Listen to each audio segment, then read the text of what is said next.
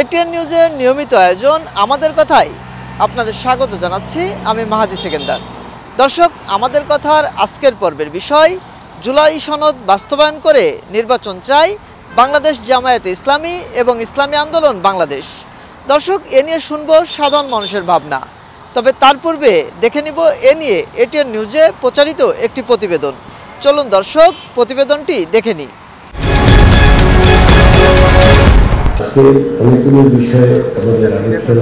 জুলাই সনদ প্রণয়ন করার কথা ছিল জুলাই মাসে, কিন্তু আগস্টের মাঝামাঝিতেও এ বিষয়ে সিদ্ধান্তে আসতে পারেনি জাতীয় ঐকমত্য কমিশন। কারণ সনদের আইনি ভিত্তি ও বাস্তবায়ন পদ্ধতির প্রশ্নে দলগুলোর মধ্যে রয়েছে অনৈক্য। 2026 সালের ফেব্রুয়ারি মাসে জাতীয় নির্বাচন অনুষ্ঠানের আয়োজন করেন। এমন অবস্থায় ফেব্রুয়ারিতে জাতীয় নির্বাচন আয়োজনে প্রধান উপদেষ্টার ঘোষণাকে সহজভাবে নেয়নি ইসলামী আন্দোলন বাংলাদেশ। দলটি মনে করে এ ঘোষণার মধ্য দিয়ে জুলাই সনদকে প্রশ্নবিদ্ধ করেছেন প্রধান উপদেষ্টা। এটা চূড়ান্ত হওয়ার আগে প্রধান উপদেষ্টা তিনি নির্বাচনের একটা ডেট ঘোষণা করে দিলেন। এতে করে আমরা মনে করি যে এই জুলাই সনদের এই জাতীয় ঐক্যমত্যের বিষয়টাকে উনি অনেকটাই প্রশ্নবিদ্ধ করে ফেলেছেন। আমরা মনে করেছিলাম জাতীয় ঐক্যমত্য হবে, জুলাই সনদ হবে, তারপরে প্রধান উপদেষ্টা নির্বাচনের একটা ডেট উনি ঘোষণা করবেন। তাই বুধবার বিকেলে নির্বাচন ভবনে প্রধান নির্বাচন কমিশনার এএমএম নাসির উদ্দিনের সাথে সাক্ষাতে যায় ইসলামী আন্দোলন বাংলাদেশের 5 সদস্যের প্রতিনিধি দল। সিইসির কাছে তাদের দাবি তফসিল ঘোষণা হোক জুলাই সনদ বাস্তবায়নের পর। এবং আমরা স্পষ্ট বলেছি যে জুলাই সনদ আইনি ভিত্তি হওয়ার আগে, ডিক্লেয়ার হওয়ার আগে আপনি তফসিল ঘোষণা করবেন না, সেটা আমরা ক্লিয়ার বলে দিয়েছি। জাতীয় নির্বাচনের আগে স্থানীয় নির্বাচন এবং সংসদের নিম্নকক্ষেও পিআর পদ্ধতির ভোট চান তারা। নির্বাচন হতেই হবে, তবে যেন তেন নির্বাচন নয়, আগের মতো প্রহসনের নির্বাচন নয়, এবং একতরফা যাতে কোনো দলকে এখানে সুযোগ করে দেওয়া না হয়। এরপর বাংলাদেশের সাম্যবাদী দলের একাংশ সিইসির সাথে সাক্ষাৎ শেষে বলেন, পেশি শক্তি ও টাকার খেলা ঠেকানোর পাশাপাশি ইসির নিরপেক্ষ ভূমিকা আশা করেন তারা। প্রশাসন যেন নিরপেক্ষ থাকে। Sadia Afroz, ATN news, Dhaka. এতক্ষণ প্রতিবেদনটি দেখলাম, এবার শুনবো সাধারণ মানুষের ভাবনা। চলুন দর্শক, জেনে নিই কি ভাবছে সাধারণ মানুষ। একটা বড় আন্দোলনের মাধ্যমে আমাদের দেশে দ্বিতীয় স্বাধীন হলো।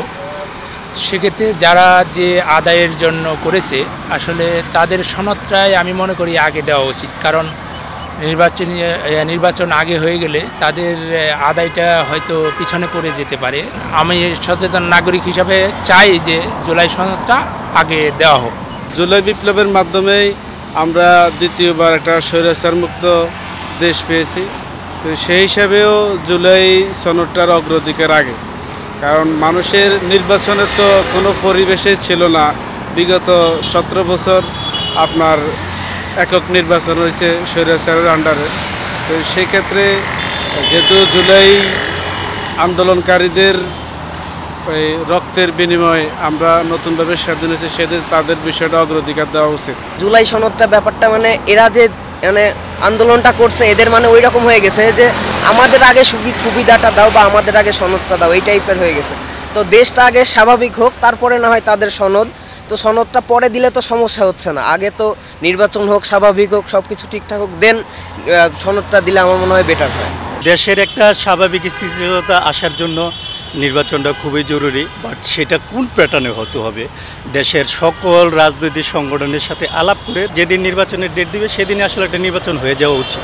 এটা আমি সাধারণ জনগণ হিসেবে মনে করি। জুলাই সনদ আগে দেওয়া উচিত, কারণ নির্বাচনের পরে অনেক দলের ভিন্ন মতামত থাকতে পারে। এখন কোনো দল যদি নির্বাচনে জয়ী হয়ে যদি তারা পরে জুলাই সনদটি পরিবর্তন যে পরে না দেয়, বা এটা তো ছাত্রদের একটা অঙ্গীকার যে তারা নিবে, এত কষ্ট করে রক্ত দিয়ে তারা জুলাই আন্দোলনটা করছে, একটা ফেরি স্বৈরাচারীকে দেশ থেকে ভাগিয়ে দিচ্ছে। এখন তাদের উচিত যে আগে জুলাই সনদটা দেওয়া। ব্রাহ্মণবাড়িয়া থেকে আপনাদের সবাইকে স্বাগত জানাচ্ছি। আমি পীযূষ কান্তি আচার্য। জুলাই সনদের আলোকে নির্বাচন না দিলে প্রতিহত করার ঘোষণা জামায়াতে ইসলামী ও ইসলামী আন্দোলনের। এ বিষয়ে শুনব সাধারণ মানুষের কথা। আমরা জানি গণতন্ত্রের পথ হচ্ছে ব্যালট, বুলেট নয়। আপনারা জিতুন জনগণের রায়ে, রাস্তায় শক্তি দেখিয়ে নয়।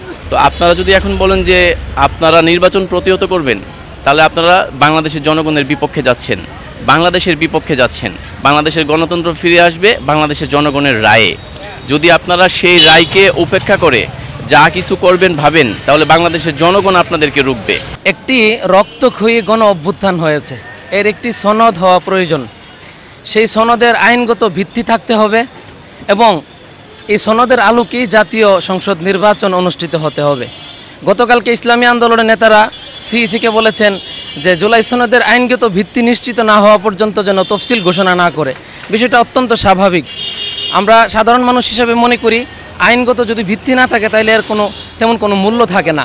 জুলাই আগস্টের আন্দোলনে সাধারণ শিক্ষার্থী জনতা শহীদ হয়েছেন। তারা কিন্তু জুলাই সনদ বা এই দেশে পিয়ার পদ্ধতিতে নির্বাচন বা ইসলামী আন্দোলন বা কিছু দলকানাদের কথা চিন্তা করে নয়। তারা চেয়েছিল এই দেশে একটা স্বাধীন গণতান্ত্রিক দেশ প্রতিষ্ঠিত হোক, এই দেশ থেকে স্বৈরাচার হাসিনার উদ্ঘাট হোক, সেই লক্ষ্যে তারা জীবন দিয়েছিলেন। আর আগামী নির্বাচনকে যদি বলে কেউ প্রতিহত করবে, তাহলে আমি সাধারণ জনগণ হিসেবে বলতে চাই ডক্টর ইউনূস সরকার যেদিন নির্বাচনের ডেট দিবে, যদি প্রতিহত করতে কেউ এ দুঃসাহস করে, এই বাংলাদেশের জনগণ তাদেরকে প্রতিহত করবে।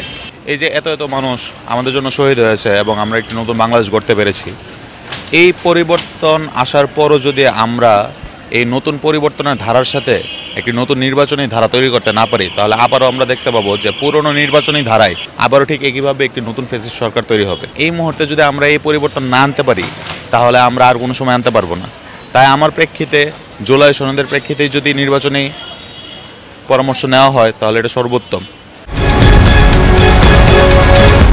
জুলাই সনদের আলোকে নির্বাচন না দিলে প্রতিহত করার ঘোষণা জামাতে ইসলামী ও ইসলামী আন্দোলন বাংলাদেশের।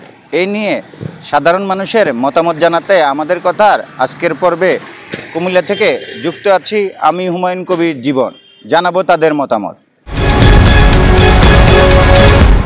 বর্তমান অন্তর্বর্তীকালীন সরকার যে প্রতিশ্রুতি দিয়েছে আগামী ফেব্রুয়ারি মাসে নির্বাচনের, তো আশা করি বাংলাদেশের সাধারণ মানুষ সবাই স্বতঃস্ফূর্তভাবে এই নির্বাচনে অংশগ্রহণ করবে।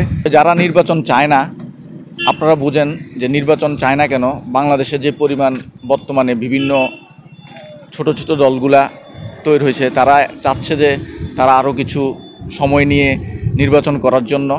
কিন্তু এই নির্বাচন না হলে তারা বিভিন্ন জায়গায় চাঁদাবাজি থেকে শুরু করে বিভিন্ন অপকর্ম জড়িত অলরেডি হয়ে গেছে, আপনারা জানেন, বিভিন্ন মিডিয়ার মাধ্যমে, সোশ্যাল মিডিয়ার মাধ্যমে। তো আমি আশা করি এই অন্তর্বর্তীকালীন সরকার খুব দ্রুত একটা নির্বাচন দিবে এবং নির্বাচনের মাধ্যমে জনগণের ভোটের মাধ্যমে সঠিক একটা সরকার গঠিত হবে। আমি চাই সুষ্ঠু একটা নির্বাচন, দেশে শান্তি ফিরে আসুক, যাতে মানুষের নিম্ন শ্রেণীর মানুষরা যাতে কষ্ট না পায়, দেশের যেভাবে আইনশৃঙ্খলা অবনতি হইতেছে এগুলা যেন খুবই খারাপ। একটা নির্বাচিত সরকার আসুক, জনগণের শান্তিতে থাকুক, এই আমি আশা কামনা করি। নির্বাচন হয়ে গেলে সবচেয়ে উত্তম হয়। জুলাই সনদের আলোকে যেটা প্রতিহতের ঘোষণা দিচ্ছে এটা ঠিক হবে না। জনগণ চাইতে আছে যে নির্বাচন, আশেপাশে যারা আছে সবাই নির্বাচনে চাইতেছে। দর্শক, জুলাই সনদ এবং জাতীয় নির্বাচন নিয়ে রাজনৈতিক দলগুলোর দাবির বিষয়ে শুনছিলাম সাধারণ মানুষের ভাবনা। আমাদের কথার আজকের পর্ব এ পর্যন্তই। আবারও দেখা হবে নতুন কোনো বিষয় নিয়ে, ভিন্ন কোনো জায়গা থেকে। ততক্ষণ ভালো থাকুন, সুস্থ থাকুন, এটিএন নিউজের সাথেই থাকুন।